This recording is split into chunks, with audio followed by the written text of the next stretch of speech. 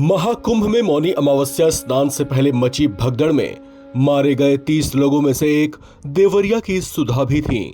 उस रात मची भगदड़ में उनका भी दुखद अंत हो गया।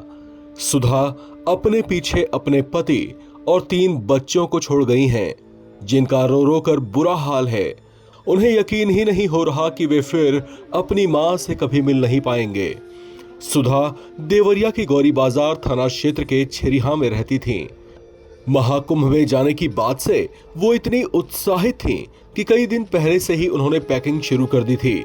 साथ में पूरा परिवार गया था, जिसमें उनके पति अच्छेलाल, बेटी, भाई और भाभी भी शामिल थे।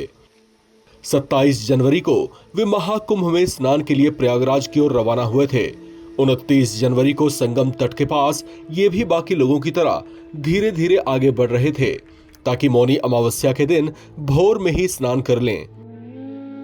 भोर होने में अभी कुछ घंटे का समय बाकी था। ऐसे में उनके पास काफी वक्त था।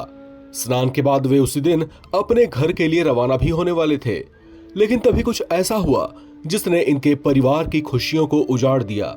भीड़ में आगे बढ़ते हुए अचानक ही शोर मच गया और अफरा तफरी सी मच गई। सुधा के पति अच्छेलाल ने बताया कि किसी को कुछ समझ नहीं आ रहा था कि क्या हो रहा है। देखते ही देखते वहां भगदड़ सी मच गई और अच्छेलाल के साथ गए परिवार के बाकी लोग तितर बितर हो गए। उन्होंने बताया कि भीड़ में उन्होंने बेटी और पत्नी का हाथ जोर से पकड़ा हुआ था, लेकिन इतनी धक्का मुक्की के बीच दोनों का हाथ उनसे छूट गया। उन्होंने बताया कि उनको अंदाजा हो गया था कि पत्नी नीचे गिर पड़ी है और भीड़ की चपेट में आ गई है, लेकिन उन्होंने हिम्मत नहीं हारी और भीड़ के कुछ छटने का इंतजार करने लगे। इसके बाद उन्होंने जो मंजर देखा उसे देखकर उन्हें जोर से झटका लगा। वे वहां पत्नी को ढूंढते रहे, लेकिन उसका कोई सुराग नहीं मिला। इसके बाद उन्होंने बेटे चंद्रेश को फोन करके इस घटना और मां के लापता होने की सूचना दी। चंद्रेश भी ट्रेन पकड़कर प्रयागराज आ गया। तलाशी के दौरान ही पता चला कि उनकी मां नेहरू अस्पताल में है, जहां पर उनका शव रखा गया है। ये सुनते ही परिवार में कोहराम सा मच गया। अच्छेलाल को यकीन ही नहीं हो रहा था कि जिस पत्नी का हाथ पकड़कर वे कुछ घंटे पहले चल रहे थे, वो अब उनके बीच नहीं रही। सुधा का शव उनके गांव में लाया गया, जहां परिवार और गांव के लोग उनका इंतजार कर रहे थे।